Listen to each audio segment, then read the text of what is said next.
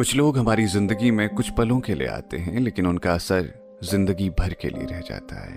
Hello hi, मेरा नाम पंकज जीना है और आज हैशटैग किस्सा में जो किस्सा मैं आपको सुनाने जा रहा हूँ उसका हैशटैग है फैसला। बहुत कठिन एग्जाम है यार, 2 से 3 साल में तो सिलेबस कंप्लीट हो पाता है। फिलहाल जो भी हो, बहुत प्रैक्टिस की ज़रूरत है।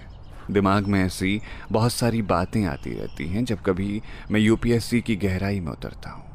मुझे ऐसा लगता है कि ये सब कैसे हो पाएगा, एक टूटे हुए इंसान से जो सिर्फ संघर्ष में ही जिया हो और उसके सामने एक और संघर्ष तैयार है। तभी अंदर से आवाज आती है, धीरज अब बचा ही क्या है टूटने को, दूसरा कोई ऑप्शन भी तो नहीं है।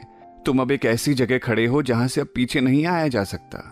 तब फिर से नितिन सिंघानिया की कला और संस्कृति की किताब खोल लेता हूं और पिछले साल आए हुए प्रश्नों को किताब में टटोल कर अपने शब्दों में लिखने की कोशिश करता हूं। जिस लड़के को अभी थोड़ी देर पहले भूख लगी थी, वो फिर से उलझ गया है प्रैक्टिस सेट को हल करने में। तभी यादों के रास्ते आंखों में एक चेहरा दिखता है। पता नहीं क्यों 1000 सवाल दिमाग में चलने लगते हैं उसे लेकर। उसने वादे तो हमेशा साथ रहने के किए थे, लेकिन उसने अपनी जरूरतों के हिसाब से प्यार किया। उसे पता था कि मुझे कहां लाकर छोड़ना है, जहां से मुझे एक ही रास्ता दिखे और वो भी सिर्फ तबाही का। हम बिलखते रहे, उसके लिए रोए, बहुत रोए। उसके छोड़कर जाने से पहले मैंने उसके पैर तक पकड़ लिए थे, पर नहीं रुका वो। दरअसल उसे प्यार था ही नहीं, उसकी जरूरतों को प्यार था मुझसे, लेकिन इसके लिए मुझे सपने और झूठे वादों से बहकाने की क्या जरूरत थी।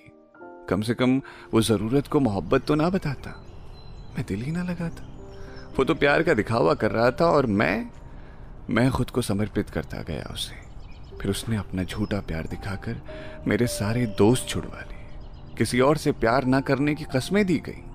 परिवार की सहानुभूति खो चुका था, क्योंकि जब उनमें और फैमिली में से किसी एक को चुनना था तो मैंने हमेशा उसे प्राथमिकता दी। परिवार से बातें करना बंद कर दी थी। कब आ रहे हैं, कहाँ से आ रहे हैं, सब पूछना छोड़ दिया था घर वालों ने। हर जगह से अलग थलग हो गया था मैं। और फिर एक दिन उसने भी अलग कर दिया मुझे।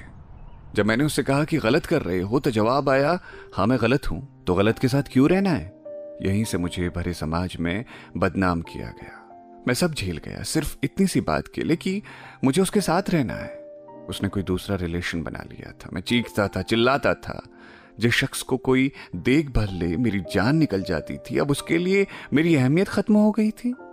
लेकिन हमने खुद को समझाया और उससे इतना कहा कि मुझे तुम्हारे नए रिश्ते से कोई एतराज नहीं है, बस तुम मुझे ना छोड़ना, क्योंकि मैं तुमसे अलग नहीं रह सकता।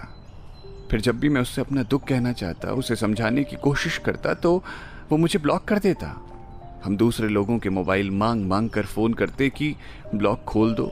हम गिड़गिड़ाते रहते उसे पाने के लिए। हमने हर संभव समझौता कर लिया था उससे, बहुत चाहा उसे, पर सब कुछ मन मुताबिक नहीं होता ना। वो चला गया मेरी चीखों और आंसुओं को अनदेखा करके।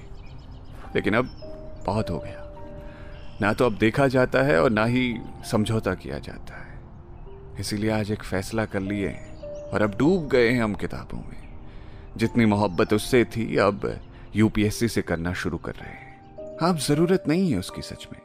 वो जहां है, जैसी है, जिसके साथ है, खुश रहे। हमें भी मिल ही जाएगा कोई मोहब्बत वाला, और नहीं भी मिलेगा तो क्या, जिंदगी तो ऐसे भी चलती ही रहती है ना। तो ये था आज का हैशटैग किस्सा, जिसे लिखा था धीरज हिंदुस्तानी ने। उम्मीद है आपको ये किस्सा पसंद आया होगा। सुनते रहिए रेडियो सिटी। मेरा नाम है पंकज जीना।